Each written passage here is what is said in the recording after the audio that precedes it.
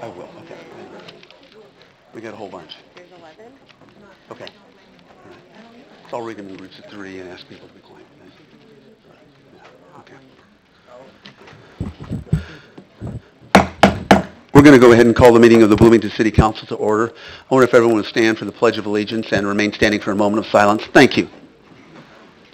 I pledge allegiance to the flag of the United States of America and to the republic for which it stands, one nation, under God, indivisible, with liberty and justice for all.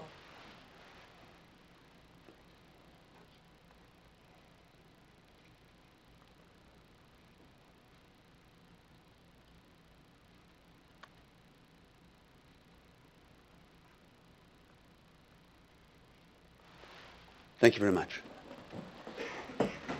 Madam Clerk, would you please call the roll? Alderman Maffey, Here. Alderman Sage, Here. Alderman Manwabwe, Here. Alderman Burgess, Here. Alderman Painter, Here. Alderman Schmidt, Here. Alderman Black, Here. Alderman Howman, Here. Alderman Bray, Here. and Mayor Renner. Here. Thank you very much. We're going to go ahead and start with the recognitions and appointments, and if I could call our distinguished police chief or chiefs up forward. We have 2 police officers who have certificates to be obtained. I wonder if we could, everybody come forward, and I'll go ahead and read those. Chief, do you have any opening remarks? Yes. Stay here first. I'll do mine and then get you. Okay, so first I'd like to present Officer Jordan Downing. Officer Jordan Downing was hired on September 1st, 2017. She was born and raised in Sandwich, Illinois. Jordan was previously employed with the Fox Valley Family YMCA as a gymnastics instructor. Jordan won the Level 6 YMCA Gymnastics States Championship in 2008. Jordan was a gymnast for 10 years and coached gymnastics in high school. Jordan graduated from Sandwich High School as a valedictorian of her class in 2013. She was third student council president on the National Honor Society, DARE role model, competitive cheerleader, and cheerleading captain, and probably a bunch more stuff that she wouldn't tell us. Then after high school, Jordan attended Southern Illinois State University in Carbondale, where she graduated with honors, receiving a Bachelor of Science degree, majoring in biological sciences, and minoring in forensic science and chemistry. Jordan was a member of the Delta Zeta sorority. Jordan likes to do CrossFit and hang out with her 10-month-old puppy, Alvy, in her free time. She has run 3 half marathons and will be running her 4th in April. You may remember Jordan from one of our Facebook postings, which informed readers that Officer Downing held several CrossFit records, was one of the top 4 female officers in the state of Illinois, and ranked in the 94th percentile for the North Central region. Does that say and the world? I don't know. I didn't Okay. We pity the criminal who tries to run from her. And aside from what's on the paper, here's what I'll tell you, is before I was promoted to chief, when I was assistant chief, one of my roles was to interview her, and actually Calvin back here too, but as you saw that smile a little bit ago, I knew I had to bring her to our police department because she would make it a better place, and out there on the street, she'd make the streets and the community a better place as well, and she is definitely not proved me wrong there. So that is Officer Jordan Downing. Next I have Calvin Rube. He was hired on September 1st, 2017 also. He was born in Hannibal, Missouri, but grew up in a small town of Hull, Illinois, with a population of 437 people. So I'm hoping he was valedictorian also. But Calvin enlisted and was on active duty in the United States Army from 2008 to 2013. He went to military police training in Fort Leonard Wood, Missouri. He was stationed in Fort Campbell, Kentucky, in May 2009 to 2013 in the 506th Infantry Regiment, and he was in the 101st Airborne Division Air Assault. He has been deployed to Afghanistan twice, once in 2010, again in 2016. Since 2013, Calvin has been actively serving as a staff sergeant in the Illinois Army National Guard. Calvin graduated from Western High School in 2008. He attended Illinois State University and did his internship with us at BPD, receiving a Bachelor of Science degree and majoring in criminal justice August 8, 2017. Calvin's hobbies include hunting, fishing, and spending time with family. And one thing I'll say, when he was an intern, he's a quiet guy. Didn't know how special he was just in our contact there, but as we learned about his background, and then more importantly, once we got him hired and he went to the academy, this guy is a rock for the people that went to him with the academy and how mature he is as a new officer. So we're very pleased to have both of them. And Mayor, I believe it's your turn. This is Calvin Rube. Yes. Actually, if anyone wants to come forward and maybe be behind us for pictures, if you wanted to. The chiefs? Come on. Come on up here. Yeah, any parents, if we have parents or relatives, anyone would like to come up? Well, actually, Jordan, I'm gonna. You're first, so yeah. And it's just because it was here. I don't think it was alphabetical order. But anybody else want to come on up? Yeah. I mean, so if any pictures that we take, you're all in it. Good.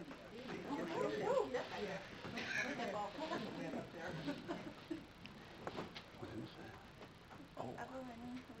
Everyone. Officer too. We're going to start with Jordan Downing. Sorry, I got to put my glasses back on here. And again, this is from the Police Officers Commission. By authority of the Board of Fire and Police Commissioners of the City of Bloomington and the County of McLean in the State of Illinois, we do hereby certify that Jordan Downing, having been duly sworn, was appointed and commissioned a police officer on the 1st of September 2017, as evidenced by hereof, we have set our hand and seal to that, and that includes myself, the chief, and Leslie Yoakum, and then Dean Messinger from the Police and Fire Commission Board. Thank you very much, and congratulations, and we look forward to years of doing wonderful things on the street. Congratulations, Jordan.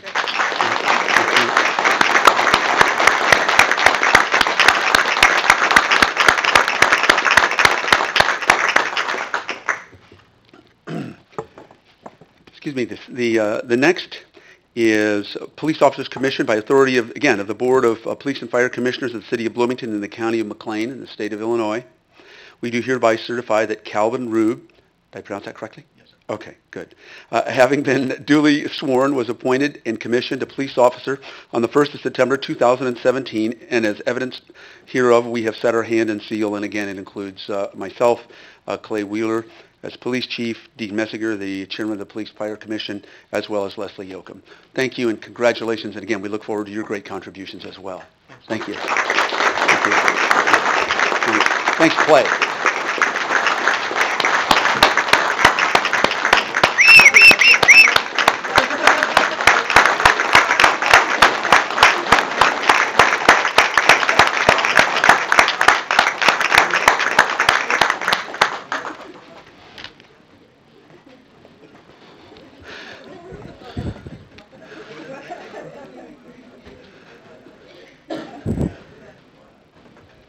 Thank you all very much. We're certainly always very proud of our first responders. At this point, I'd like to recognize someone I'm seeing in the back of the room, and that is, at least this is the way I've always called him, Kai Ajay. And Kai, if you'd raise your hand, and thank you so much. He's been appointed and approved to serve on the Human Relations Commission. Thank you, Kai, for your willingness to help. Appreciate it. And his family. Thank you. Appreciate it. Next, we're going to move to public comment, and because we have an unusual number of public comment, I'm going to, again, you have up to 3 minutes.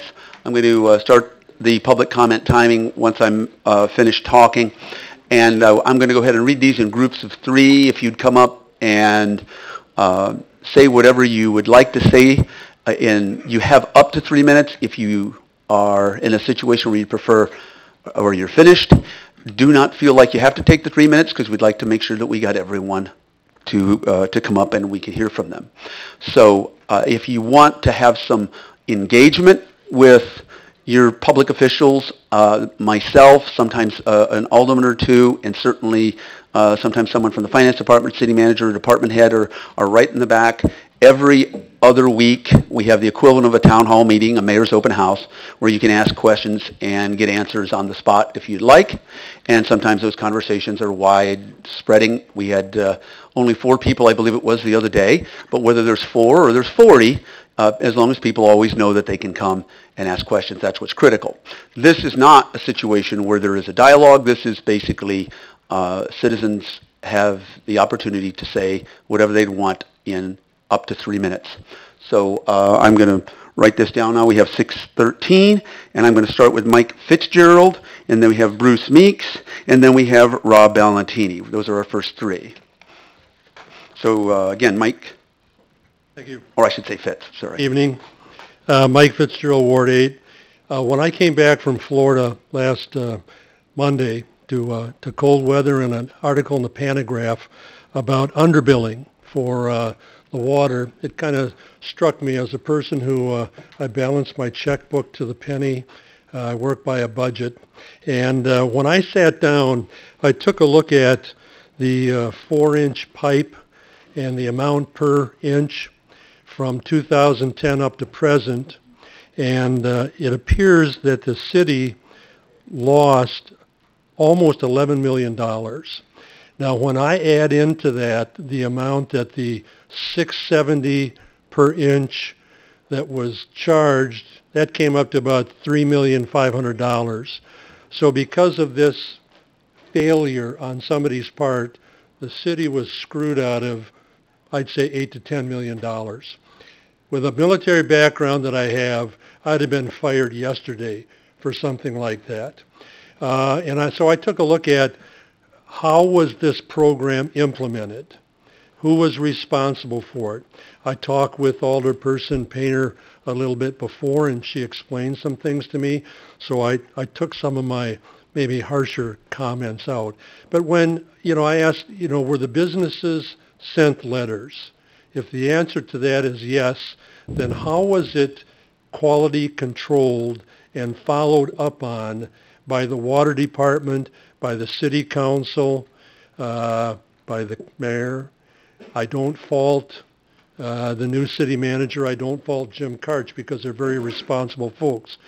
But 7 or 8 years ago, I asked the alderman from the 8th Ward, I asked him about the liaisons to each of the departments from the council. And what I thought that would do is facilitate items coming from various departments, and you already had a council member who was into those sorts of things that could facilitate the conversation that would go on in and amongst the council. And it's not an oversight. It's not infringing on the city manager or anything like that. But to me, I like liaison officers.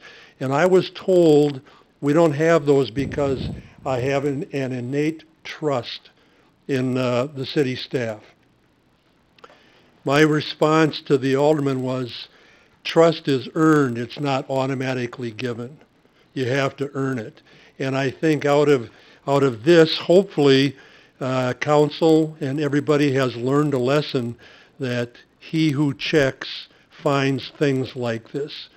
And that $8 to $10 million, I don't know where it would have come back to the city council, but as a taxpayer, I know we could have used that somewhere. So thanks a lot. Thank you. Next, Bruce Meeks, Rob Ballantini, and then Gary Lambert.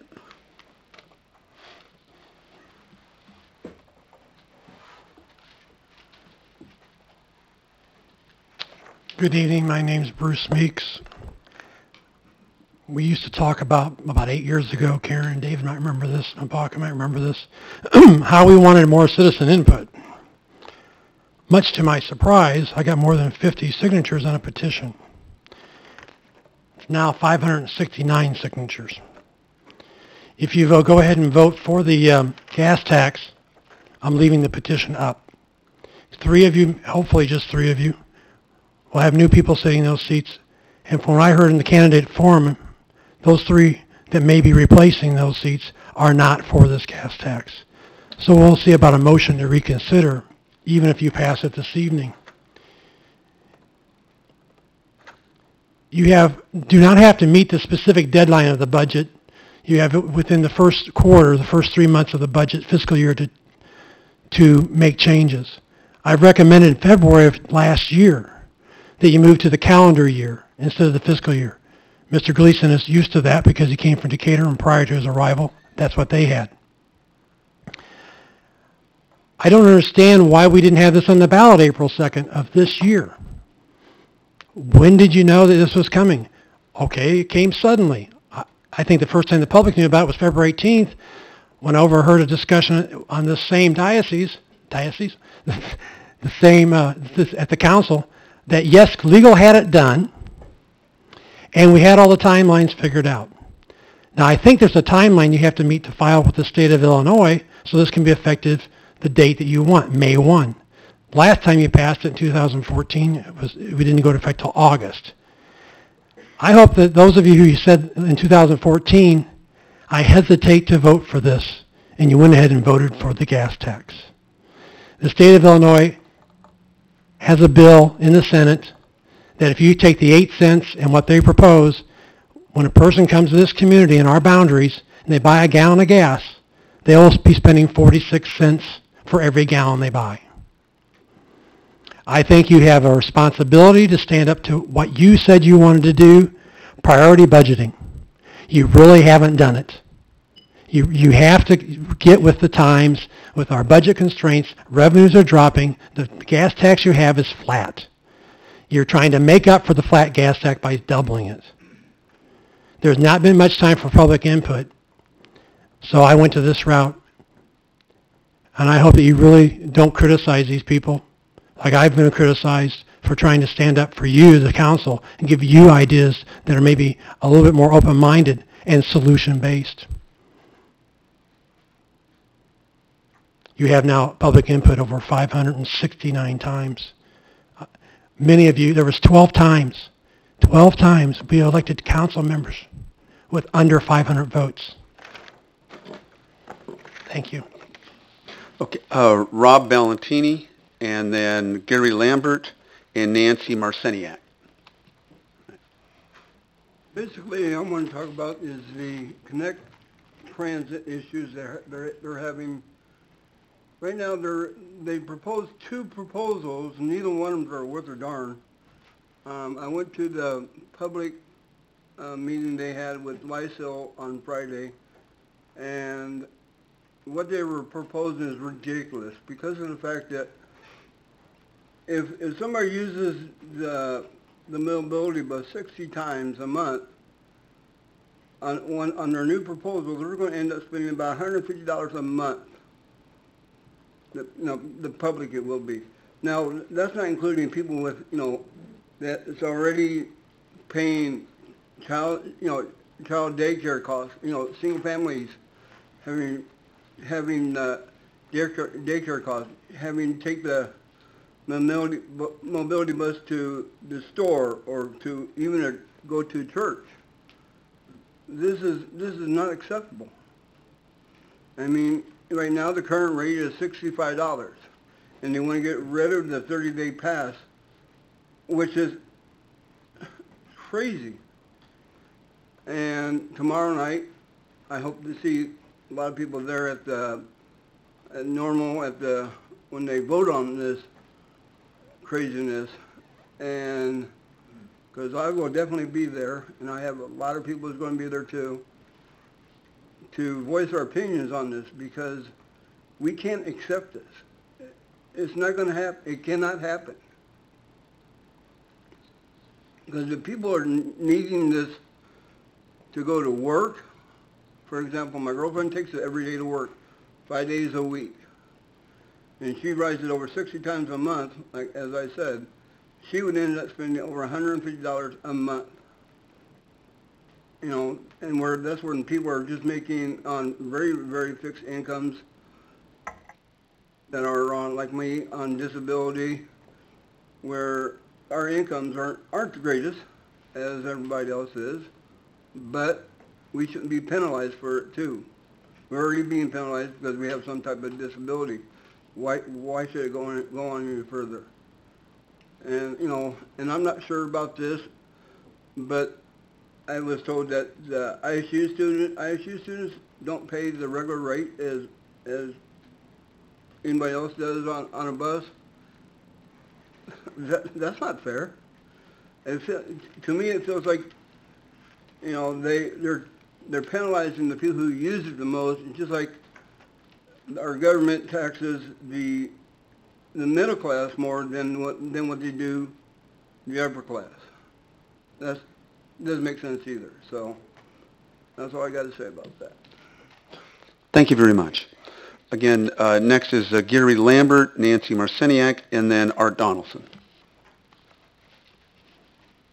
Good evening.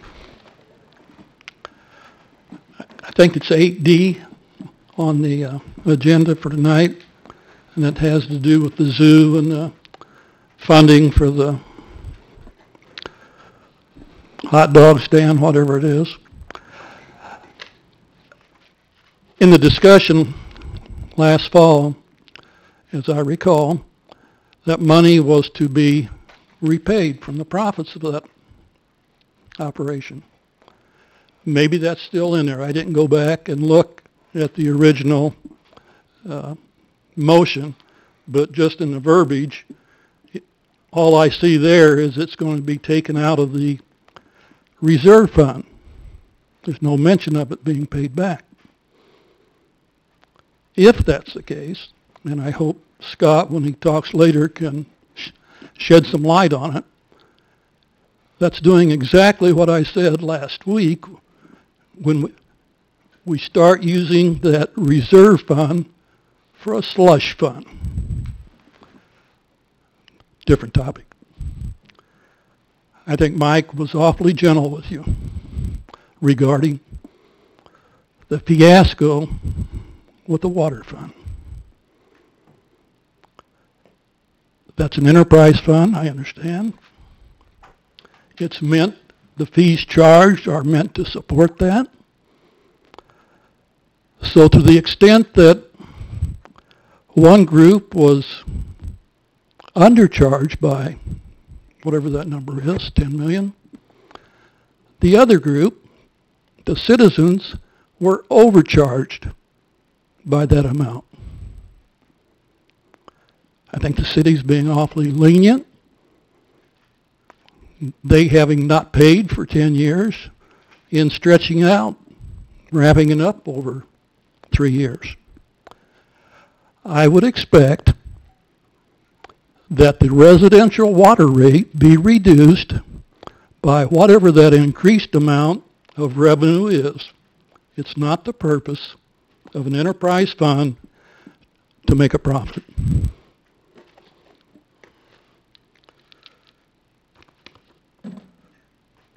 Go back to Mike's comment a little bit. Got a quote here from Thomas Sowell. It's hard to imagine a more stupid or dangerous way of making decisions than putting those decisions in the hands of people who pay no price for being wrong. There needs to be accountability. Thank you.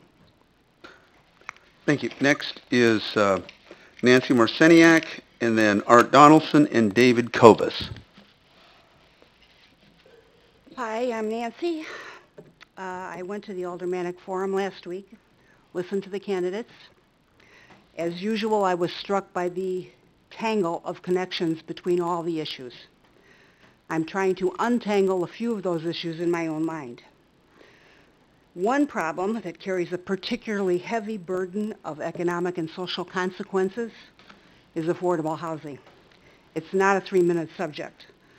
But my 3-minute bones on this subject are a series of teeter-totters. First teeter-totter, cost versus ability. On one side, the cost of housing. On the other side, the consumer's ability to pay for the housing. One side, new development, redevelopment, which has particular issues. Real people, real jobs involved there. On the other side, Real people, real needs. Do they rent or do they own? And how do they pay for it? When this teeter-totter is so far out of whack, construction slows, jobs stop, bad for everybody. Second teeter-totter, consumers, both sides. On one side, we usually call the vulnerable, seniors, disabled, basic shelter for the homeless. Real people, different needs. On the other side, working age people, real people, they need jobs. Third teeter-totter, income disparity.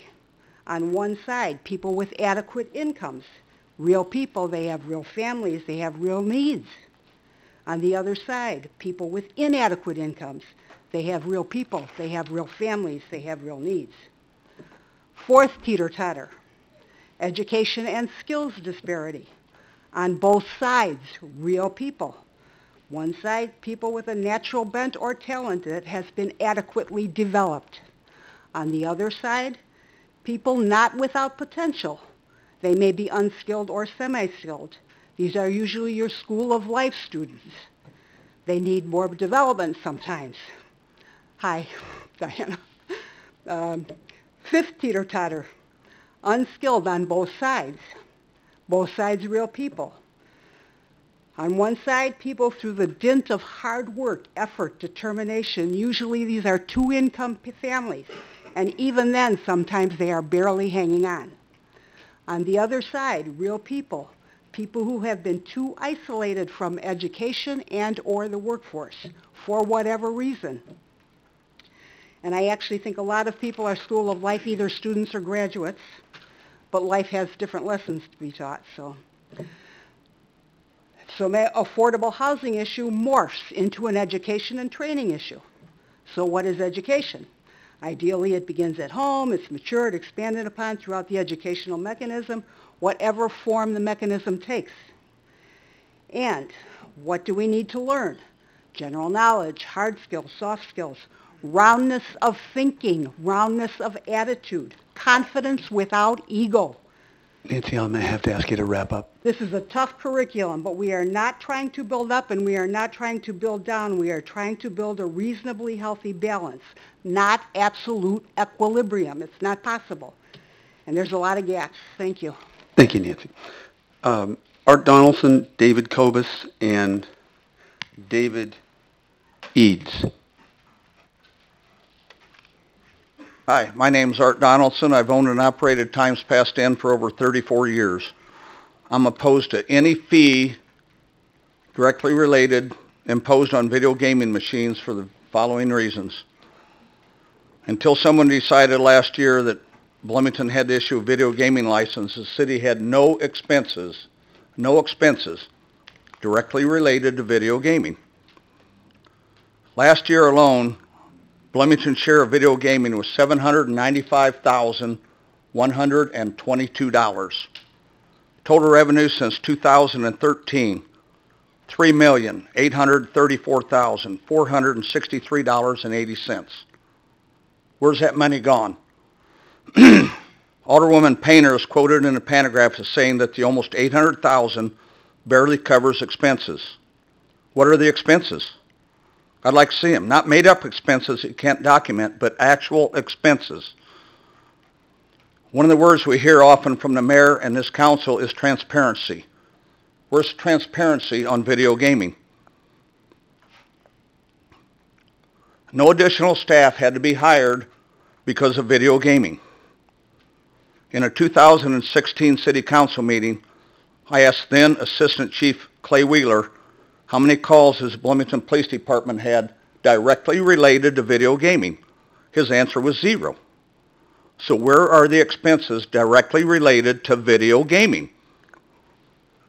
Some will have you believe that the revenue that my business receives on video gaming goes right in my pocket. I wish that were true. That money goes into my business to help me pay my 30 employees and my day-to-day expenses. It's also taxed. This revenue has helped me keep my people employed, donate back to the community, and reinvest in my business to keep it going. With the influx of chain restaurants in Bloomington Normal, it's harder and harder to compete with these people. Another phrase that is thrown around is business friendly. This tax would not be business friendly. Some will have you believe that gambling is all bad. Are there people that gamble too much? Absolutely. I agree with that 100%.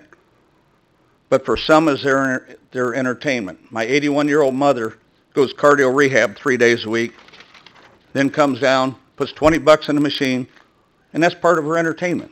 That's part of her entertainment. We have a former city employee that comes in after going through medical treatment. His wife tells me that helps him out. Okay, it's part of it's social time for people. Some will say that all this money is taken out of the economy. We have numerous people who used to go to the riverboat. Now they don't have to. Wrap up. I'm sorry. Pardon? I'm going to have to ask you to wrap up. Your time's up. Yeah. When deciding whether to charge my small business and other small business owners this tax, remember that the city has received over $3.8 million in the last 6 years with minimal expenses. If you pass this ordinance for this tax, that'll be government greed at its worst. Thank you. David Kobus, David Eads, and then Grant Jones. All right, I recommend you change the public comment process. Leave it at the 30-minute limit, but change it to 10 3-minute segments, which in essence is what you have today. Every speaker is entitled to sign up for a segment and speak for up to 3 minutes, but then change. If all the segments are not used up, the earlier speaker should be given the opportunity to take up another segment in order they spoke earlier. It's still staying within their 30-minute that you laid out. On top, the yearly annual increases should be abolished. Not every year will increases in expenses be consistent, if at all. By putting in yearly annual fee increases, you may be padding the coffers, and then potentially those funds may be used for other things and then not available when actually needed. The City Council should be transparent and show the taxpayers what expenses are going up and why they are going up. Then the council should be transparent and justify any fee or tax increases. By having these automatic increases, we the taxpayers are not hearing about these expenses and you're padding the city accounts. I think the use of funds like this is evident in the city maintenance problem. Why did the city for years neglect the streets but take in taxes for this purpose, and now we have a problem with our streets? Explain if the streets have been underfunded the last few years and why. Where did all that tax money from the current tax, gas tax, go and all the other taxes we're paying? As somebody else said, this topic came up very shortly and didn't give a lot of people time to attend. I would have attended both sessions, but I was unavailable. I and all but one person that I've talked to about the doubling of the city tax is opposed to this tax increase. The state of Illinois is almost for sure going to double their gas tax by 19 cents, not the 4 cents or whatever you're talking about. Illinois pays the second highest gas tax currently, and I'm betting they'll increase the income tax as well. We, the taxpayers, are at a breaking point. We can't absorb these tax increases. The city should be setting their priority on spending on projects that are necessary city services. For years, the city council has been spending money on many projects that are non-necessary city services. The downtown area has become a money pit. It keeps sucking the money out of the budget. The city council needs to stop spending on projects that are not necessary basic city services. Your income should be increasing from online sales tax that we weren't collecting before. So that should be a new income revenue stream that you're seeing, I'm sure. Find money by cutting non-essential expenses instead of increasing taxes to pay for the city streets. Thank you. David Eads, Grant Jones, and Leon Cabe.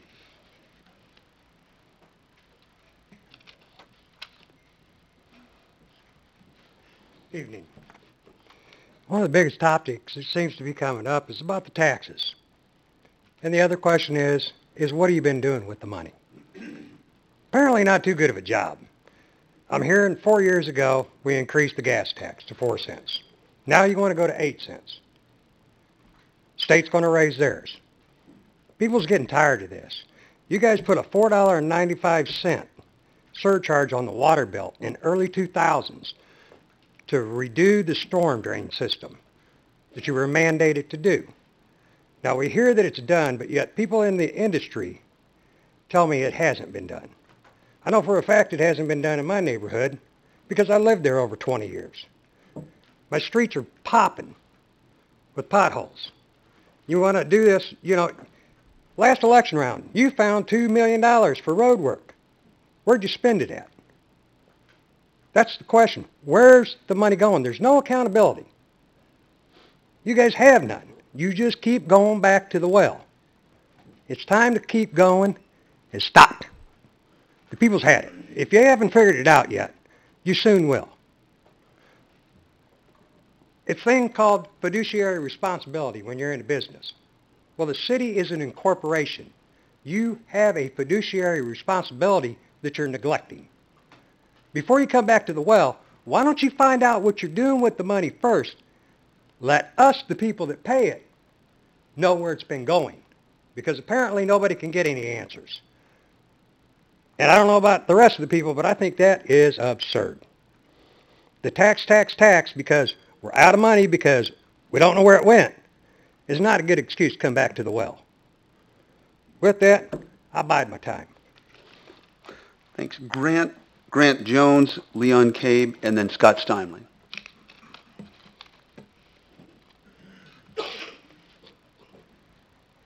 Hi, thank you.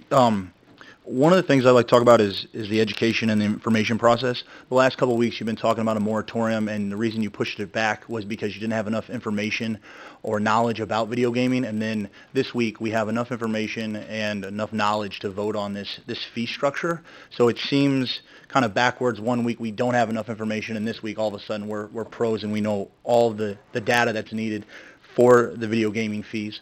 At the very least, we should definitely push this back. I look at the agenda item that was sent out, and strategic plan significance says Objective 1C, engaged residents that are well-informed and involved in an open governance process. And then if you look at the next page, community groups contacted, interested persons contacted, not available. Community development impact, not available. This tells me that no one has talked to any of the people here, any of the bar owners, any of the restaurant owners, and how it's going to affect their business. And I think that kind of goes against the strategic plan significance that has engaged residents that are well-informed and involved in an open governance process. I'm actually a little curious how this gets through 3 different people here at the city that suggests that nobody that's involved in this has been contacted. So at the very least, obviously I'm against this. 100%, but definitely reach out, talk to the people that are actually going to be affected by this, So, and then I had the opportunity to talk to the corporate counsel this morning, Jeff Juergens, and I asked him the same thing about, what this affects, where this money gets spent, and I wasn't able to get anything, and maybe that's just not his department, but he said, everybody else does it. All the other home rule cities do it. And so I look at these 6 communities that are mentioned, and they also allow parlors, and we are totally against parlors, and I'm so glad that we didn't. City Manager Gleason, they did it down in Decatur. It destroyed the local business. They had 40 different parlors, and I just want to recommend that we do something different. We don't have to be like everybody else. So this fees, as Art said, $3.8 million. I would love an accounting. I don't know if we could FOIA request that and try to find out where this money went, but that seems kind of outrageous to not have any accounting for it.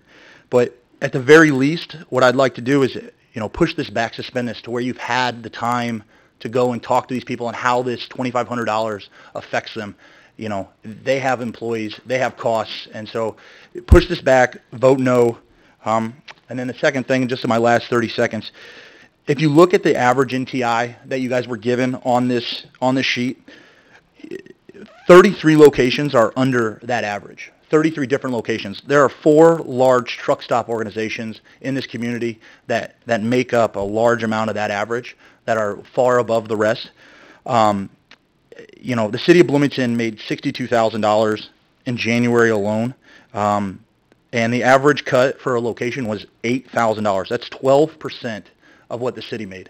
The average location, which has expenses that are actually documentable. So I'm against this, so vote no. Thank you. Leon and Scott. Good evening, Council. I'm Leon Gabe. I'm in Ward 5. And going to give my public opinion here and chastise you all a little. You know, you can sit out here and look at the audience. It's pretty big tonight for quite a few reasons, as you can see. But I signed a petition to stop the gas tax, not because I don't want the streets fixed, but it's because of the money that's not going to where it's supposed to be going. I got a couple things here that I've just quick pulled off of the, you know, your budget book, off the internet.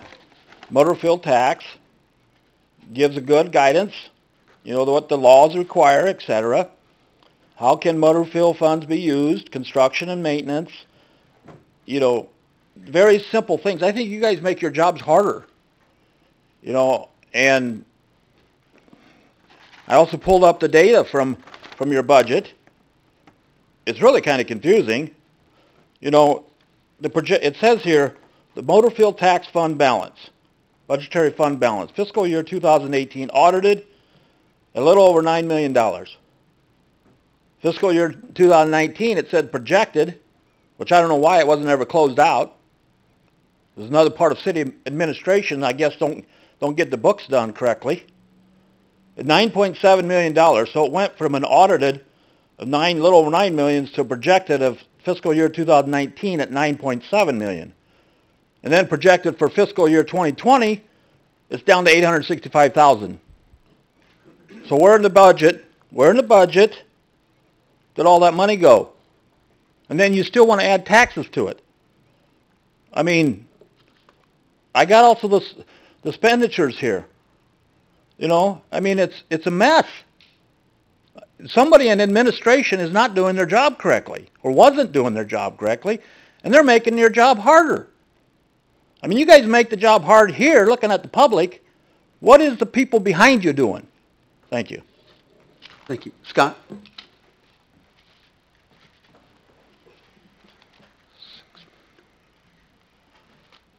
Scott Steinley, Ward 5. I do have a concern regarding the stormwater.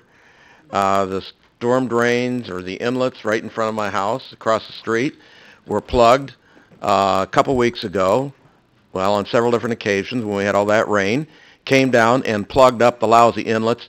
My drive was flooded. It was over the sidewalk and halfway up my drive. The street was flooded. There's no excuse for that, Terry. I told you to put the inlets beside. It's better to put 2 4-inch inlets in than 1 8-inch. That is a steep hill. You know it. And water comes rushing down there and floods people's drives. There's no excuse for it. And then we wonder, plus the fact, where'd all the money from the road fund go? The gas tax. Where'd that just disappeared? And you want to double the gas tax? And people are supposed to sit there and let you do it? You canceled the mayor's open house, if I recall correctly, once, and it's too bad it wasn't a city council meeting. The media would have been there, and then you'd have been in violation of the Open Meetings Act. Terry, we've had promise after promise after promise from you, and you have not delivered. So why would anybody believe that this 4 cents is going to solve the world's problems on the roads?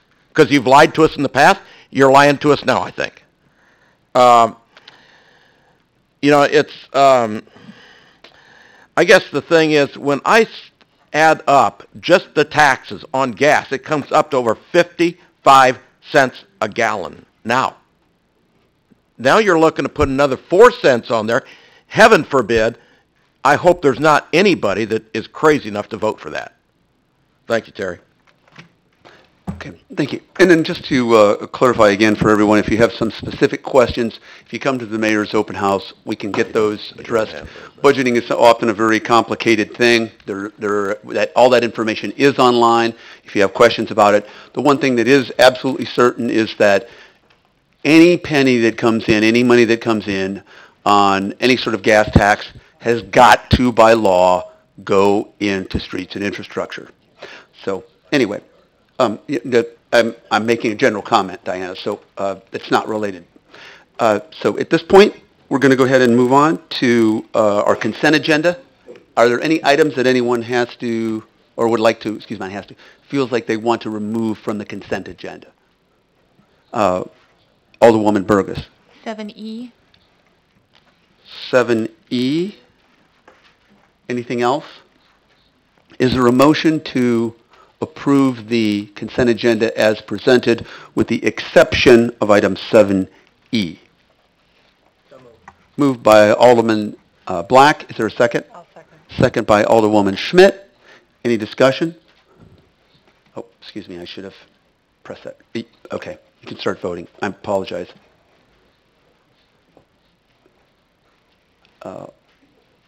There we go. Okay. 9-0, the motion carries. There are no nays to announce, Madam Clerk, and I'm going to turn it over to Alderwoman Burgess for 7E. You're recusing yourself? Okay.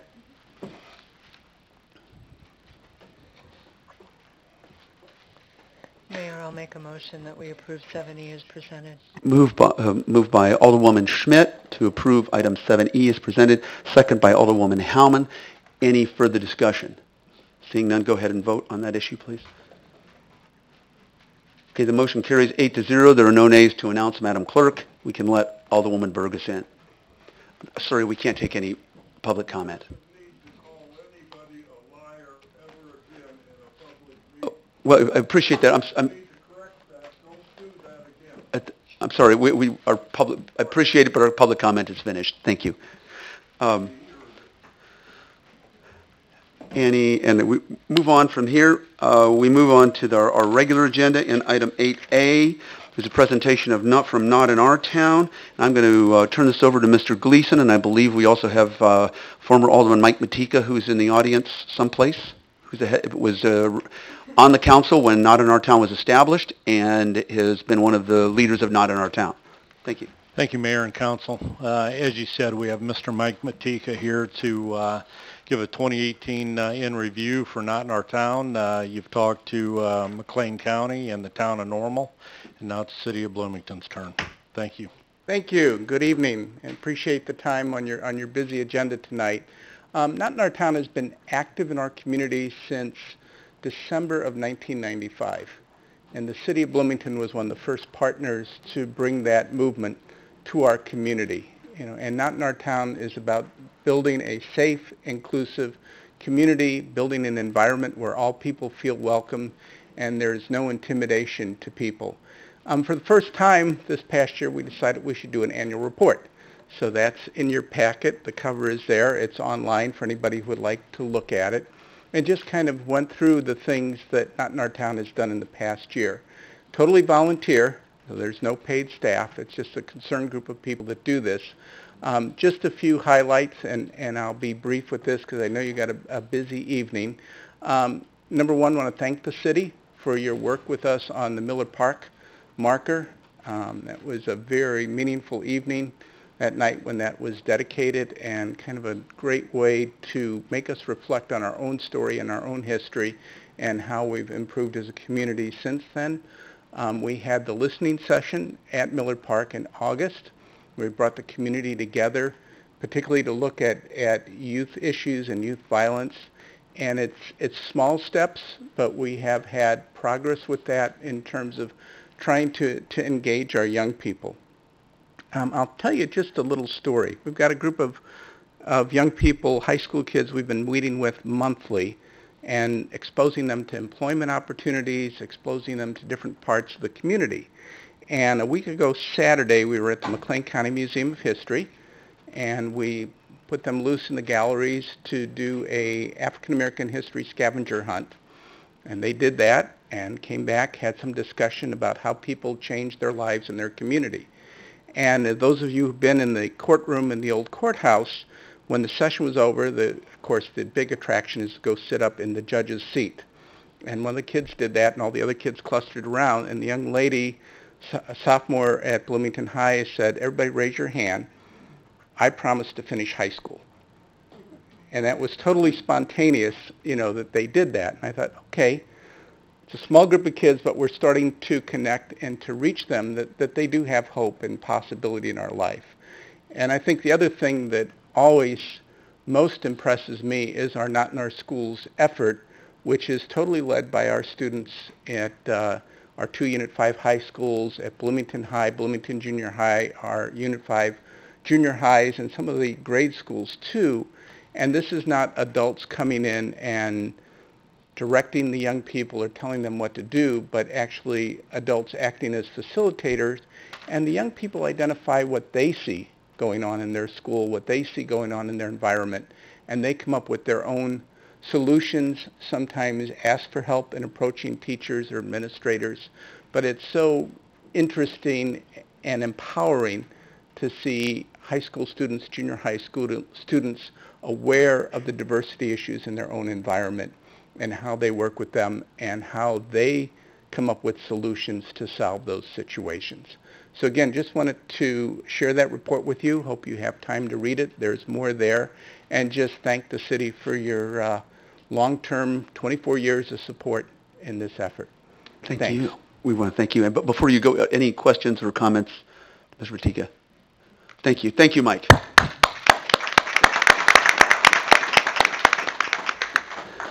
Next, under item 8B, consideration of an ordinance enacting video gaming license fees and amending the city code. I'm going to go ahead and turn this over for a brief overview to Mr. Gleason, and then that's 5 minutes, and we have approximately a 5-minute council discussion. Thank you, Mayor, Council. Before Council tonight is the recommendation for approval of a video gaming terminal fee, an annual renewal. Also included in this document is moving the renewal date from April 1st to May 1st to line up with our city's budget.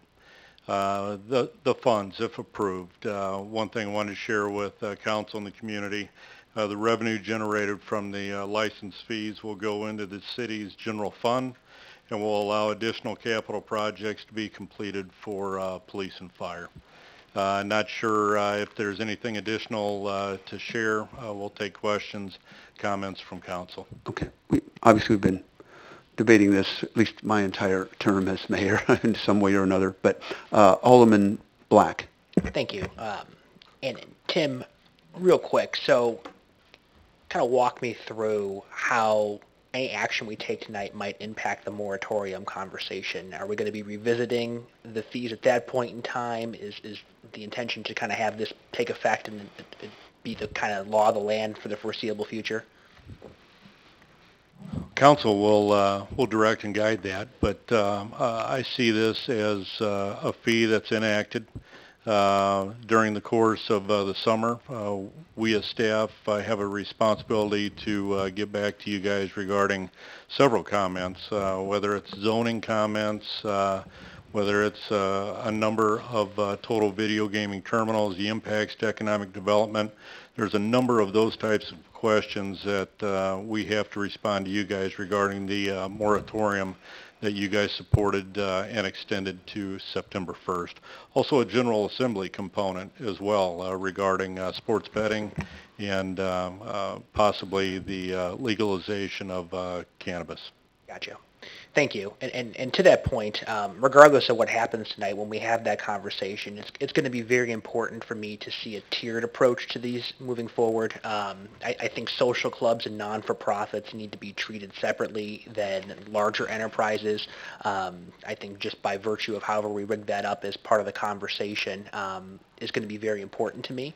I know I've spoken to an owner of a social club about some concerns and the impact it's going to have to their bottom line.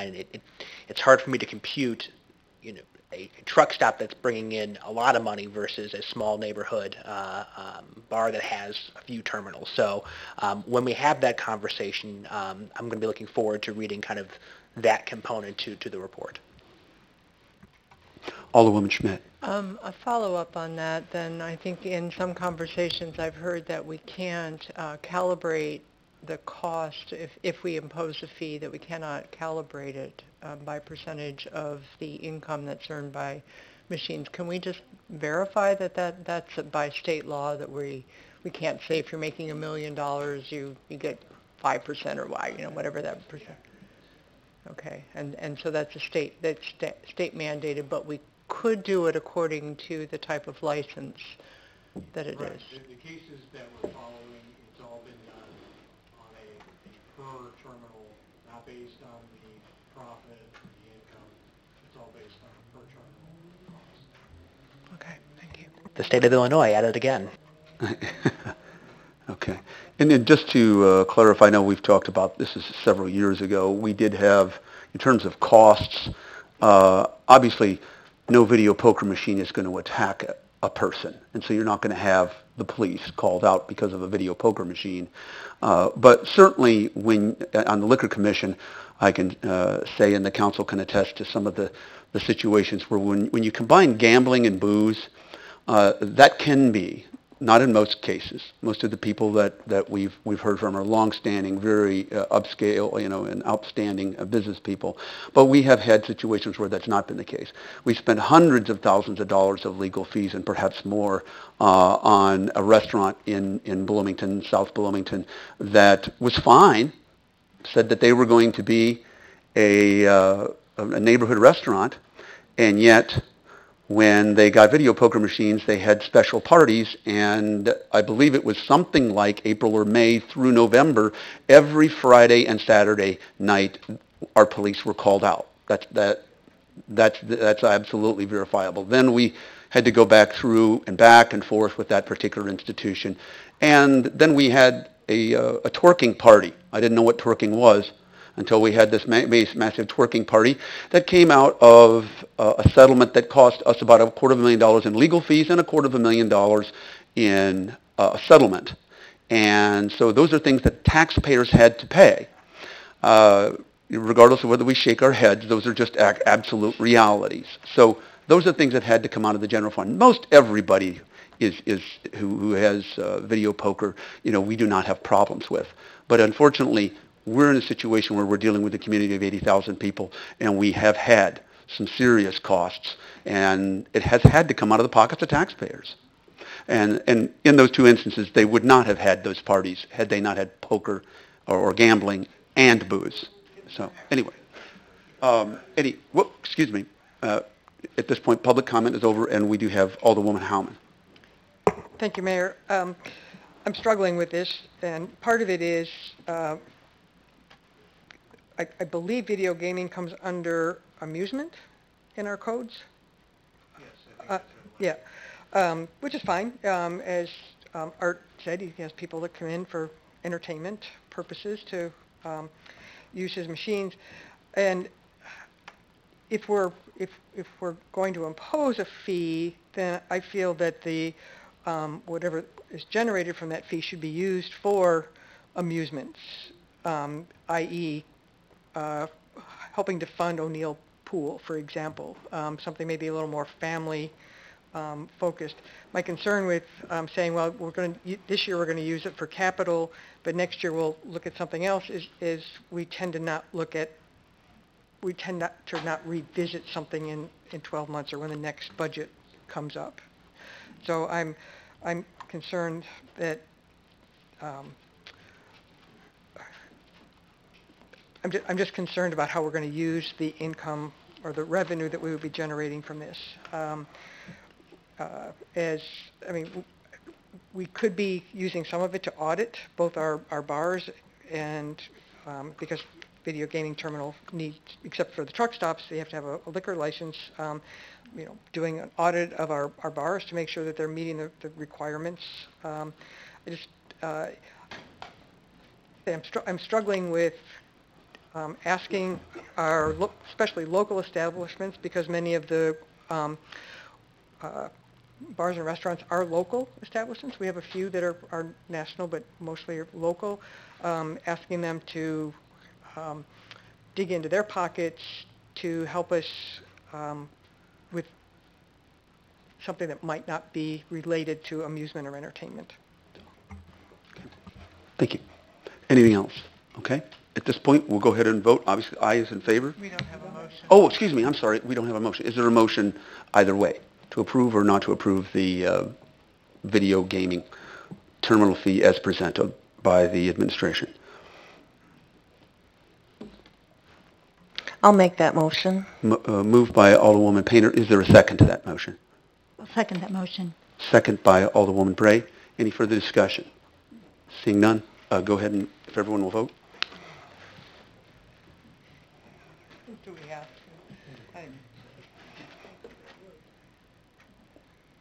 Okay. The motion carries, was everybody, 5-3. Madam Clerk, would you call the roll for the nays? Okay, well, Diana, okay. Okay. Alderman Matthey, Alderman Sage, Alderman Schmidt, Alderman Hellman. Okay, thank you very much. Next, we move to a consideration of an ordinance amending Bloomington City Code, Chapter 39, to increase the local motor fuel tax by 4 cents, effective May 1st, as requested by the Public Works Department. And I'm going to turn that over to Mr. Gleason. Thank you, Mayor and Council. I think this is an agenda item that everybody wishes may not be on the agenda. But I think what we've done over the last couple of months as part of the FY20 budget process have discussed. And I think the presentation last week, Committee of the Whole, that put together with Jim Karch, Public Works Director, actually does in fact show where the money has been spent and the projects that we've done as a community.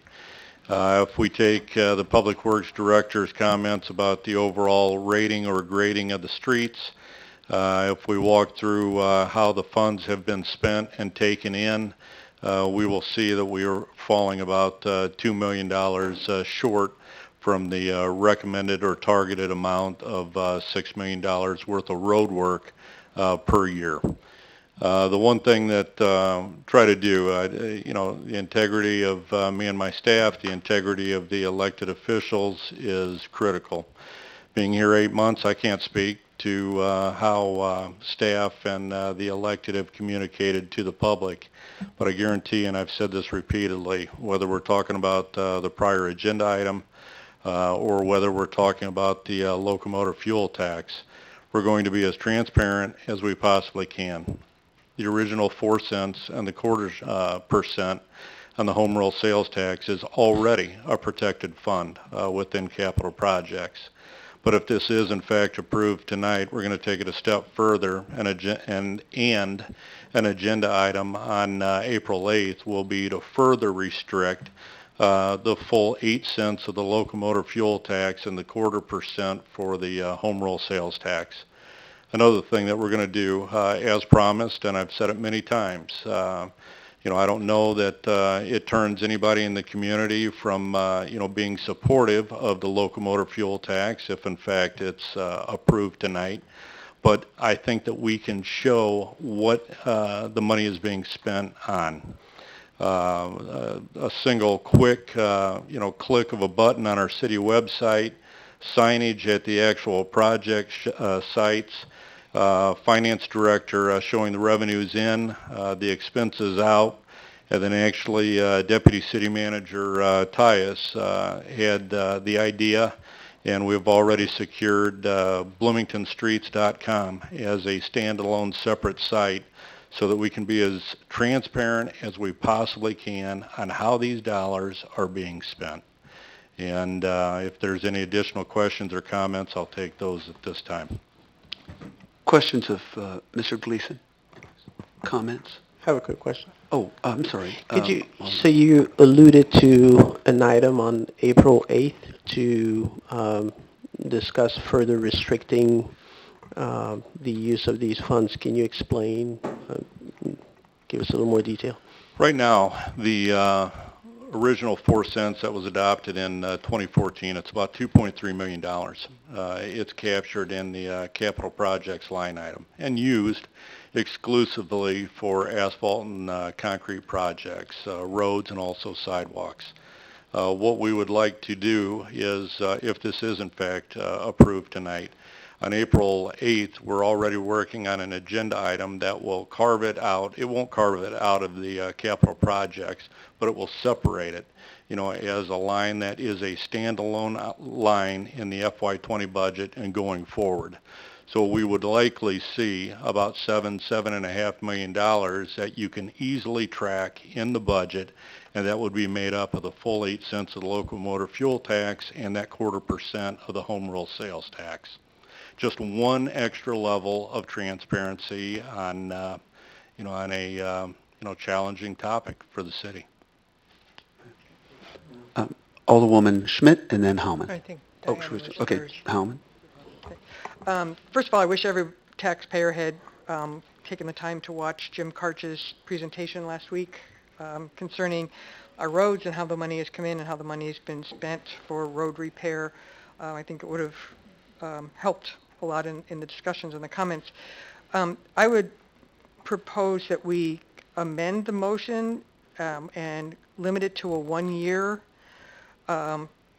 time frame for 2 reasons. First, to see what the state does with the increasing the state tax, and then what that would provide for us, what portion of that we would get, and then also to give us an opportunity to regain the trust of our residents. I think we all know, everybody that's sitting anywhere in the room knows that it's much harder to change perception than it is to change reality. And if we can show over 12 months that we are in fact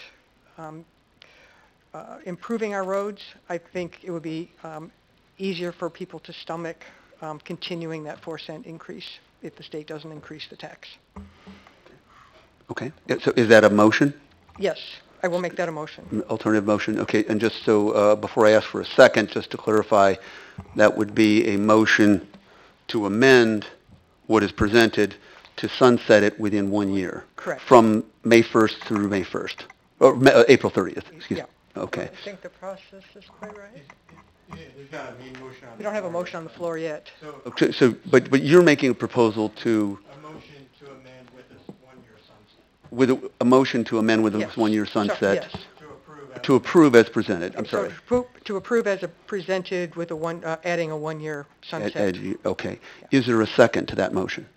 I'm sorry, before we do that, there were 3 people talking at once on this. So the motion, and I'm looking at the clerk, is to amend the proposed agenda item. No. To approve the motion as presented With the amendment. with an amendment. Okay, great. That would be within 1 year. So, okay. Correct. Awesome. Yeah. Okay, so our Jeff, attorney's on, Yes. yeah. Does that mean that if this motion were to fail, it would then revert to the original motion as presented? Yeah, somebody else can make another alternate motion. Okay. I always like to see what we're following through. Thank you. Let me ask then on this, is there a second to the motion that is presented by Alderwoman Howman? Okay, the motion dies of a second, and Alderwoman Schmidt, you wanted to speak. Right, but not to make a motion. But not to make a motion. Okay, thank you. A couple of questions, observations. I was contacted today by a member of the Transportation Commission who thought that following our conversation about the Towanda Barnes Road and the signaling out there, that the Transportation Commission would begin to take on larger sort of best practices and priority setting. And I don't know the history of that, but I believe that the Transportation Commission believes that they're part of a conversation, and maybe that's out of sync with this motion. So I put that out there, not necessarily to resolve right now, but I think we need to have more discussion with the Transportation Commission. Just to clarify, how is that out of sync with the motion? So I think the observation is that that we are better able to make a case to the public if we have done the due diligence of thinking about how we're prioritizing roads and making the case to the public, because clearly we heard a public comment tonight that there's a sense that we haven't been necessarily thoughtful and Okay. And have not really communicated what we're doing and why we're doing it and the priority we're doing it. So the So tra- on behalf of the Transportation Commission, I'm putting that out there. Okay. That it sounds like we need some more conversation. So that they, with that. they feel that they, rather than an ongoing conversation with them. Right. I think they thought they- they had an assignment to do some prioritizing. And so we're a little bit surprised at the timing of this. And I don't know if this passes, I think we ought to go back to the Transportation Commission and talk with them a little bit. Okay. It's before your time, so. Right. The other thing I just simply want to say, the feedback I've gotten from people overwhelmingly is not in favor of this additional fuel tax, and I would say 100% of the people want the roads fixed. They don't want to see an additional tax. I think the call is for prioritizing of our general fund, reprioritizing our general fund. I had an inquiry this weekend from somebody who asked about our vehicle use tax. And thank you to Scott Rathbun for helping me understand that that is a tax that it's a 0.75% on when you buy a vehicle, wondering why that wasn't put for the purpose of roads. And that, I think Scott told me, it was about a $1.1 million, and we put it into the general fund, but we haven't prioritized it or repurposed that.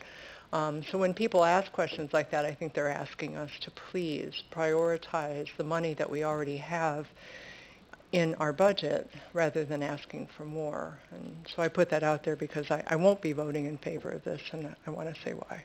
Okay, thank you. Anyone else? No, I'm sorry. We can't take public comment. I'm sorry at this point. Unfortunately, that is public comment, sir. I'm sorry. It's a business meeting of the council. And, yeah. Yeah. Again, I apologize, but the best way to interact and get more tangible answers would be at a mayor's open house. And I apologize. Okay, Alderman Milawambwe. Okay, thank you. First I want to say that nobody likes taxes. So, surprise, surprise, including myself. So it wasn't a surprise to me that I received quite a few, inquiries and emails and notes and things saying that people were not in favor of this. I do understand that the need is great, but just like Karen, people were asking for us to prioritize a little bit more. I'm also, concerned. And I feel like a broken record, but I always repeat this. But I get concerned about the cumulative effect of some of our fee increases. Year over year, we've had sewer rate increases, water, solid waste, and then also this water fund issue with businesses that we just discussed recently. So I think those things do not necessarily lend themselves to adding credibility to what we're doing. The other thing that I'm also concerned about is the fact that there is an uncertain climate, locally, but also statewide. We're not quite sure what the state will do with the motor fuel tax. We're not sure what the town of Normal will do, so I'm not sure if that would have an impact on local businesses. If we have a 8 cents motor fuel tax, Normal has a 4 cents motor fuel tax. There's also the likelihood or the possibility, or this discussion at least, about the state income tax as a possible additional burden on citizens. So despite that, I would say I know the city manager has only been here for 8 months. So he's working with the set of cards that he has been dealt.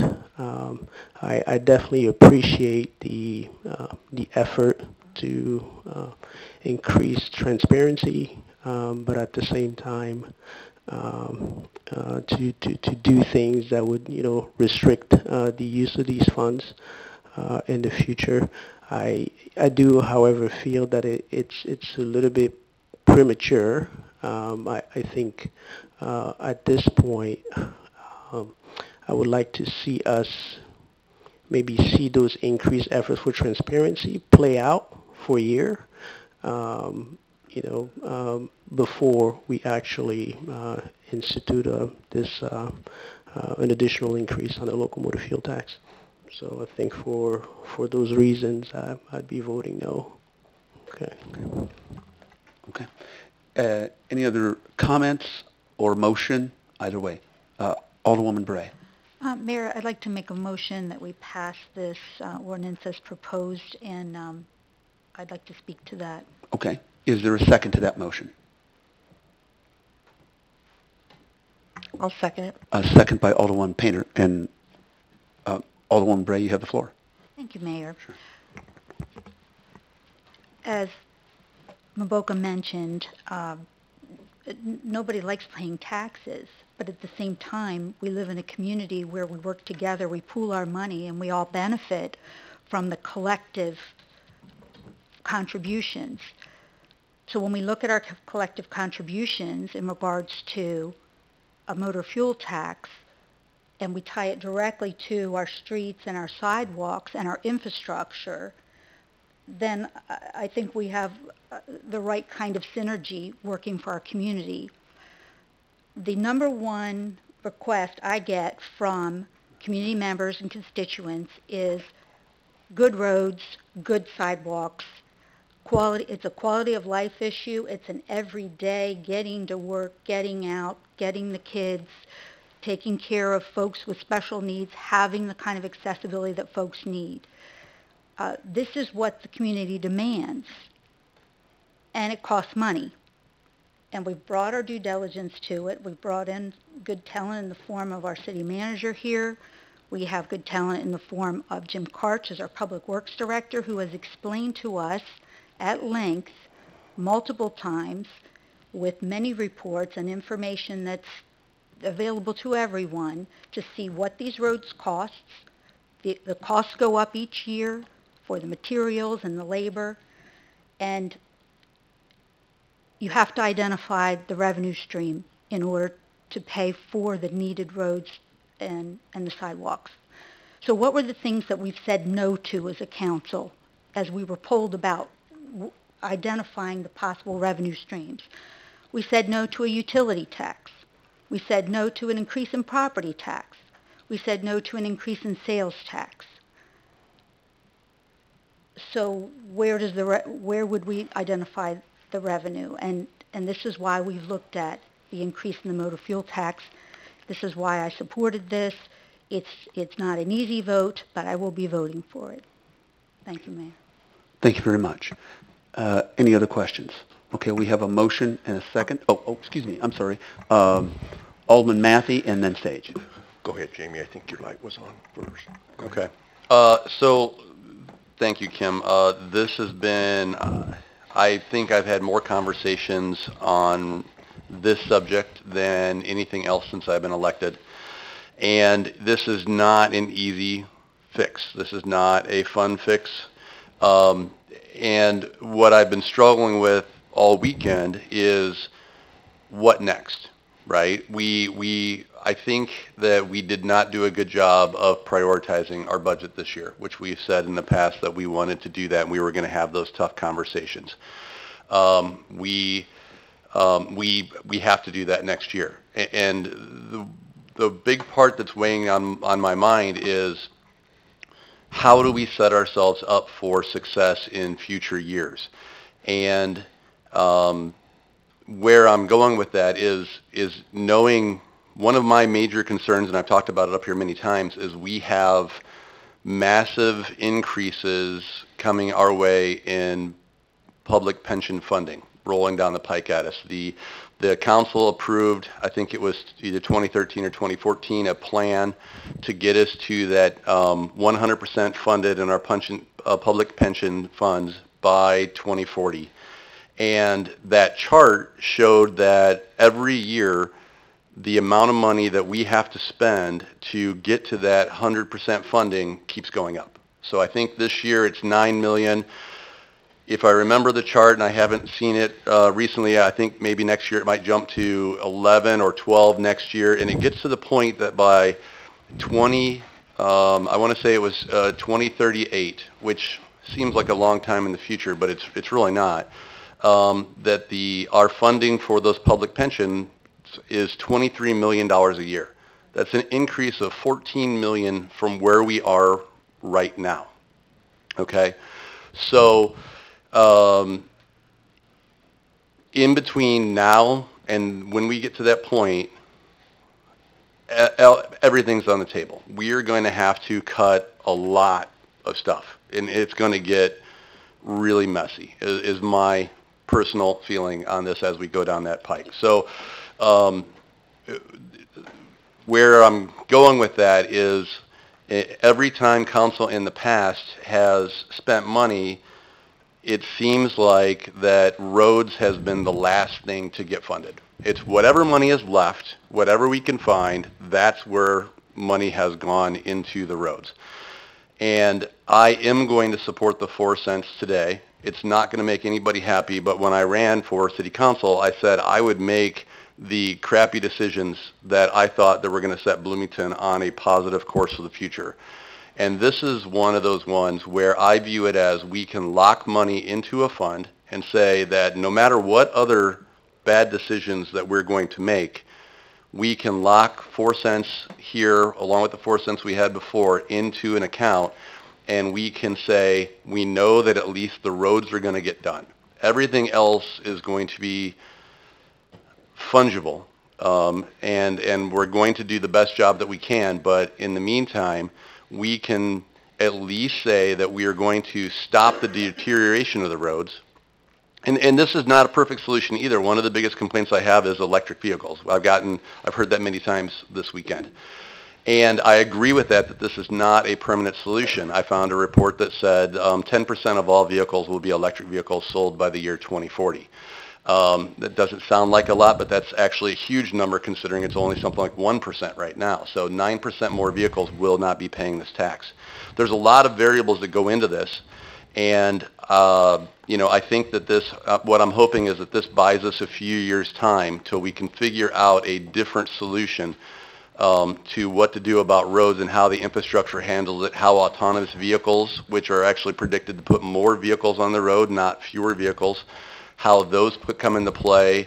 So I will be supporting this, yes. I think that I'm hoping that we can buy 7 to 8 years of actually making tangible improvements in our roads right now that I don't see a path to getting this a different way.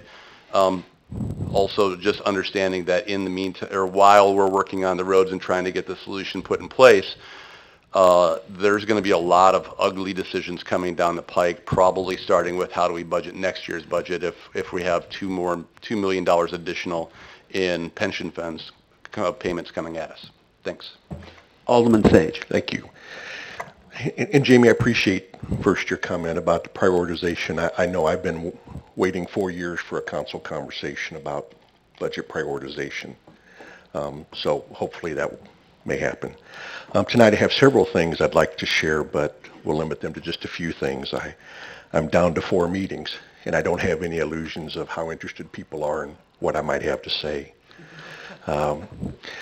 So I'll be brief. It occurs to me at least a couple of other viable options rather than raising the local motor fuel tax by 4 cents.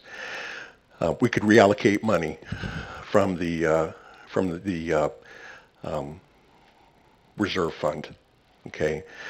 The next item on our agenda is proposing we use fund balance to help pay for a concession stand at the zoo. Certainly roads have a higher priority than a concession stand. Just another one, again, being brief, I think there are a number of options. We could reduce, although we haven't we've had the opportunity, but we haven't. We could reduce the ongoing subsidy to the BCPA and use that for roads. Those are a couple of viable options, I think. Over the weekend, I had a conversation with a Ward 2 neighbor, and they let me know of their opposition to the 4 cents per gallon tax. And then after a pause, and I wrote this down because it was very striking for me, they talked about how they're often living paycheck to paycheck. Their worries about how government just seems to be wanting more and more of their money. And then they said, does anyone on the council even understand anymore what it's like to live paycheck to paycheck? And I didn't really know what to say. The best I could come up with was, we'll find out Monday. So again, I'll be voting no here in a minute for this, as that is the overwhelming opinion of the people in Ward 2. And because there are viable options that the council has chosen over several years, we've not made any of those tough decisions. We've avoided those, and we could have. And so again, that will be the rationale for my vote. Thank you. Okay. Anything else? Okay, at this point, if we will go ahead and vote on the motion as presented.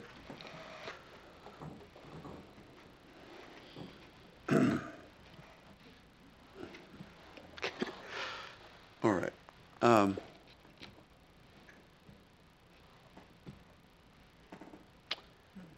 The motion carries 5-4.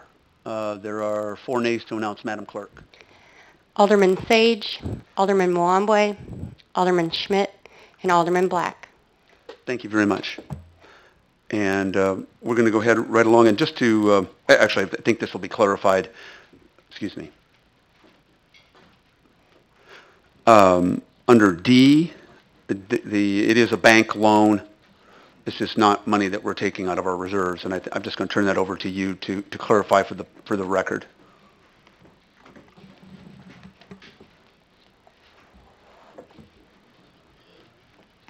I was waiting a couple minutes.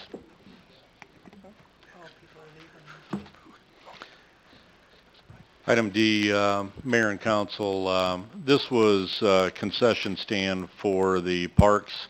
This was approved, I believe, last fall, and the total cost is around $1.1 million, and I think we've got a cushion in there to $1.2 million. Majority of this funding, or at least half of it, is from outside sources, and the breakdown is $100,000 in a state grant, $100,000 in park dedication funds, and $400,000 in park dedication funds borrowed at 0%, paid back over 15 years, approximately $27,000 per year.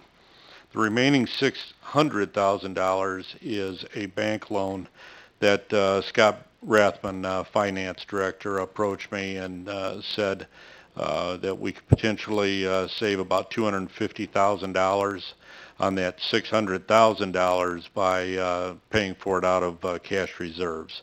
So what was considered to begin with was using a local bank for a municipal loan, 15 years, and pay that off, and the savings would be about $250,000. Okay. Questions, comments of the council? Alderman Sage. So Tim, when we say it's coming out of cash reserves, where's that coming from? Is that coming from fund balance? Okay. And when we say $250,000 over the term of the loan, again, my recollection from a conversation on Friday was that I believe that's a 15-year loan, I believe. Is that correct? Yes, it would be. So we're talking about basically back of the envelope a little over $15,000 a year, if you will, in interest savings. Correct. Okay. So again, I will just simply say, I will repeat what I said a minute ago, that certainly the road should have a higher priority for the use of fund balance than this item as presented. Thank you. Okay, Alderwoman Bray. So when we studied the concession stand, we talked a little bit about the return on investment and how much money we would bring in through the operation of the concession stand. And I don't know if Scott has that information on hand, or because it was my understanding that when we build this, they will come and there will be Yes, Scott. revenues from the operation of the concession stand. I don't have that information tonight. I would like to make a comment, though, that this expense has been approved. So the use of fund balance is just a way of funding the expense. I mean, we could borrow the money, and then it would get paid back by the general fund, or we don't borrow the money, and the hole that we create in the general fund by using fund balance will get paid back from the park or the park concession cash. So it's all part of the general fund. So if we use fund balance for something else, I mean, that's an additional expense. So this is an expense that's been approved. But I can't remember the exact total revenue that was supposed to be generated. I think it was $100 and some thousand a year from the concession stand. So when you consider the debt service as well as any other funds that we'll be paying back annually, it was my understanding we were at least at a break even in regards to the concession stand costs. Yes. Right. So for that reason, that makes sense to me. Yeah. Just to clarify, so it's not costing us any, in terms of prioritizing, it's not costing us any money in the long run. No, I mean, the way I'm approaching this just from the financing standpoint, I'm looking at it as a savings, a $250,000 savings over the life of the loan. Instead of borrowing the money, we're just using our savings to pay for this expense. Thank you. Okay. Other questions, comments? Is there a motion? I'll make a motion we approve as presented. Moved by Alderman Black. Is there a second? Second by Alderwoman Howman. Any further discussion? Okay. If we can go ahead and vote. Okay. The motion is approved 8-1. There's one nay to announce, Madam Clerk. Alderman Sage. Okay. Thank you very much. We move right along to our city manager's discussion and finance director report. Mr. Gleason. Thank you, Mayor and Council. Scott, go ahead and provide the monthly finance director's report, obviously related to, but this is separate to the FY20 discussion. Something that we've been providing now, I think, the last 7 or 8 months to the community. Scott? Just as a reminder, the detail reports in this presentation can be found via the city website, Government Transparency. You can view the budget monthly reports or go through the finance department link. I knew the month would come where we had a little bit of a downturn in the revenues. I've been able to say every month, cautiously optimistic. I'm still optimistic, but we did have a little bit of a downturn in the month of December for home rule sales tax. There's a 2-month lag, so what hit in February was for December. I've added a column out to the right to show the month-to-date budget variance. For these major revenue categories, we actually budget them by month. We take a total estimate for the year based on the trends, and then we use a seasonality from the prior year and spread that amount through the month. So obviously during the holiday season, we're going to see typically a bump. So I'm not completely alarmed at this point because it's just a 1-month deviation. In the home rule state sales tax, we've been a little under all year, partially because we had a banner year the year before, and it kind of skewed up our whole budget. Food and beverage still coming in strong. And then I'll jump down to the local use tax. We estimated $150,000 to $200,000 impact from the new law, the internet sales law. We're already $278,000 ahead of year-to-date budget for that line item. If I was just a completely positive thinking, optimistic guy, I'd say maybe everybody ordered over the internet for Christmas and the holidays, and that's why we saw a $78,000 bump in the month-to-date budget for local use tax and a $64,000 home rule sales tax decrease. One more month, we can have a more serious conversation if that trend continues. But for right now, we're still looking good.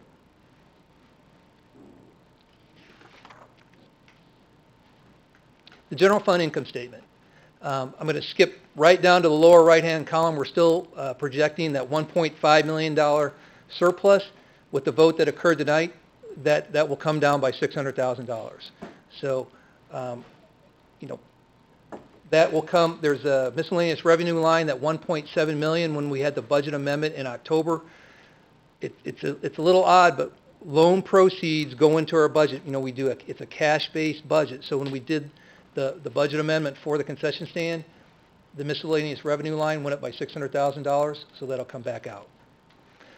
Running through some of the line items here, intergovernmental if we could revenue. just clarify that, Yep. Scott, just to be 100% clear that is not really a cost to the taxpayer because it's going to be repaid. The $600,000. Right. I mean, the revenues from This is an accounting procedure. Yes. Okay. Thank you. Exactly. But it's coming out of fund balance. Right. It's an expense that the expense is going to occur either way. We're either going to borrow and fill it or use savings to fill it. Intergovernmental revenue. Decreases there. Most significantly, we've taken down the BCPA projected revenues for the year. They're still doing better than the prior year, but we've taken those down by a couple $100,000. And then obviously the business registration, putting that on hold, that reduced that line item by a couple $100,000 as well. Moving down to expense, we're still looking at $900,000 in salaries and benefits being under for our vacancy savings, and that's on top of the $500,000 we had in the budget last year for 2019. I shouldn't say last year. 2019 for vacancy savings.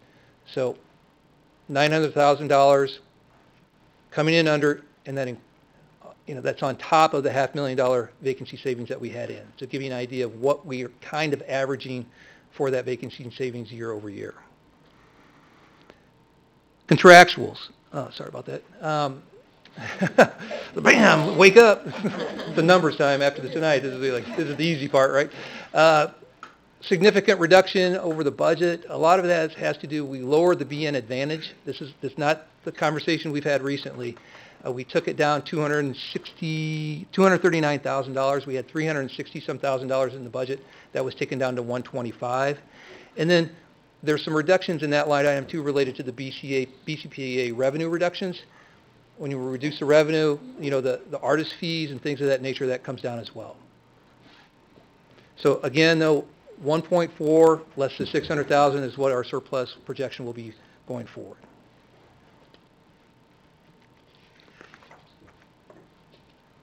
Enterprise funds. Normally, I just try to draw your attention. 83% is our trend through 10 months. You can see the revenue there, that revenue trend, charges for services. We're doing well right across the line. Golf is a little under the prior year, 71% versus 69%. The weather impacts that a lot, so we're watching that. There's a little downward trend in golf as far as rounds played year over year over year. It doesn't seem to be correcting, so that's enterprise fund we're going to have to watch and do some reporting, more thorough reporting on in the future. I highlighted the arena. VenueWorks had a tremendous month in February. They made a large profit. You can see, 83% targeted revenue. They're actually at the arena's at 79% right now. So if the venue side of the arena fund, VenueWorks, comes in at plan for the next 2 months, they're going to beat their loss projection at the beginning of the year by $300,000. So that's kind of a positive note for the arena fund that's been struggling obviously over the last few years. Scott, I see Maria writing. Can you make sure you say that one more time so we can... Yeah, maybe I'll write that one up. That's it. Any questions? Question to Scott. The other Scott, not you, Scott. Not the non-millennial Scott. Scott back there. Okay, thank you so much. We really appreciate all your help and work. Mr. Gleason, turn it back to you. Thank you, Mayor. Scott Sprouse has put up the events for the city over the next week or so. And then also would like to share one event we're going to host right here on Wednesday night at 6 o'clock. Melissa Hahn, the new Economic Development Director, is going to have a brief meet and greet, introduce her team to the community. Again, that's 6 o'clock here on Wednesday night. And then also she's already got some goals and plans that she wants to share, so she's definitely, on the ball already and not surprised. The other thing, FY20 will be an agenda item for April 8th, our first council meeting in April. And that'll do it, unless there's any questions or comments, Mayor. Questions of Mr. Gleason? Okay, thank you very much. In terms of, just to have a couple items, one, I wanted to thank Alderwoman Howman for coming out, and all of us coming out on Saturday. It was actually a beautiful day, but in the Bolingbrook Harmony Park, and definitely showing that we have access to people, irrespective of their ability, to enjoy some form of recreation in Bloomington. The other thing I did want to point out, given that we had a large crowd tonight here, but only had 4 people, including one of our council candidates who's in the audience, to the mayor's open house, is to once again let people know that it exists, and you're certainly welcome to come and ask questions. Anything is on the, can be on the agenda, doesn't have to be what's here, and we can hopefully get answers, or at least I can make a list of things if we know that, especially if we know that there's going to be a large crowd, or if we know that there are people that want specific answers. We could maybe have someone from finance, or I could browbeat poor Tim to come over and answer the questions, just in case I don't know the answer. And there were several I did not know the answer to the other day that we had. So we've had at this point about 150 of them. I've not hosted all of them. Alderwoman Karen Schmidt, our Mayor Pro Tem, and Alderman Black have hosted several when I've not been able to be here, but it's certainly, even if there are only 4 with us, as I said before, whether there's 4 or 40, as long as people know that they can come and voice their opinions, that's why we keep having them, or I keep having them, okay? And at this point, Alderman comments. We will start with Alderwoman Schmidt. I just want to underscore the comments that we heard during public comment about Connect Transit and some of the, I don't even know how to characterize it. Certainly I went to the Life Sill open house with the Connect Transit administration on Friday. There's really a lot of concern on the people who, on behalf of the people who really cannot afford these additional fees. But I'm also hearing, on the other hand, from Connect Transit that there's a lot of misunderstanding. And I don't know how we bridge that gap, but we're a partner in this, and I think we have that obligation. Somebody brought up the idea, for example, that ISU students don't pay, and I'm sure that they do. I don't know what that funding arrangement is, but there's a lot that we can do, and I think the general feeling is that the people who can least afford it are the people who might be either having to make the biggest, they'd have to pay more, but also make the biggest investment in schedule changes. So I've written to Mr. Gleason and shared those as well with our 2 Bloomington representatives on the board. But whatever we can do to kind of help that conversation along and move Connect Transit where it needs to be a good thing. Thank you very much. Obviously, very, very important. Connect Transit has been a great asset to the community, but you raised some really important points, especially when we're dealing with some of our most vulnerable citizens. So thank you, Alderwoman Schmidt. And Alderman Milawambwe. Oh, okay. And I just wanted to echo what Karen said, especially as far as ISU is concerned. I think part of the misconception is that, folks see ISU students getting on the bus and showing their ID and not paying anything, but there's actually a contract with ISU that, if I'm not mistaken, uses student fee money to help pay for that contract. So it's an arrangement with Connect Transit.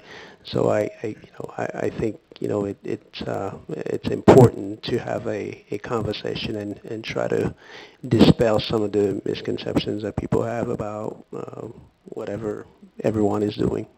Excellent. Yeah, and communication is one of the things that really helps.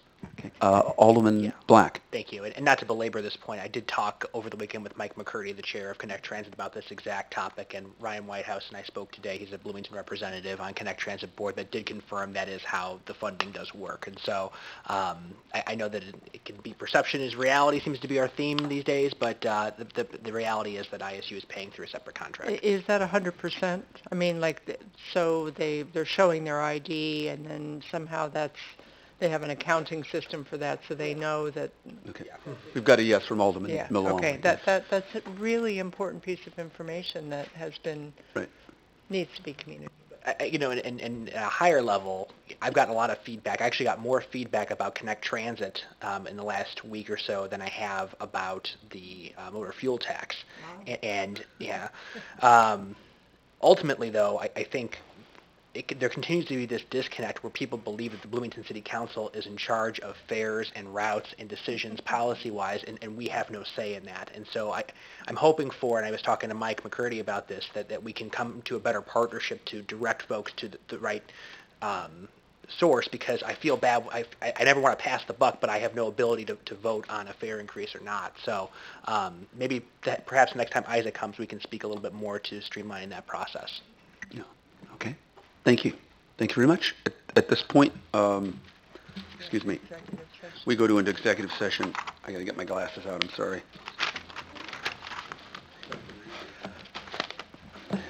At this point, we're going to need to go into executive session. Just to let everyone know, you're very welcome to stay and hear us adjourn, but we are not going to be answering or not dealing any more actual business.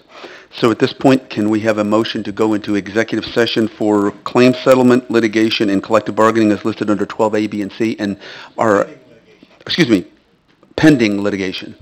Okay. I want to do what my lawyer tells us to do. Okay. Moved by Alderwoman Howman. Is there a second? Second by Alderwoman Bray. And Madam Clerk, would you call the roll? Alderman Maffey? Yes. Alderman Sage? Yes. Alderman Mwambwe? Yes. Alderman Burgess? Yes. Alderman Painter? Yes. Alderman Schmidt? Yes. Alderman Black? Yes. Alderman Hellman? Yes. Alderman Bray? Yes. That's what the city's here for. It's nice to see you. Oh, I never really supported this. He's been having Jim Manchin.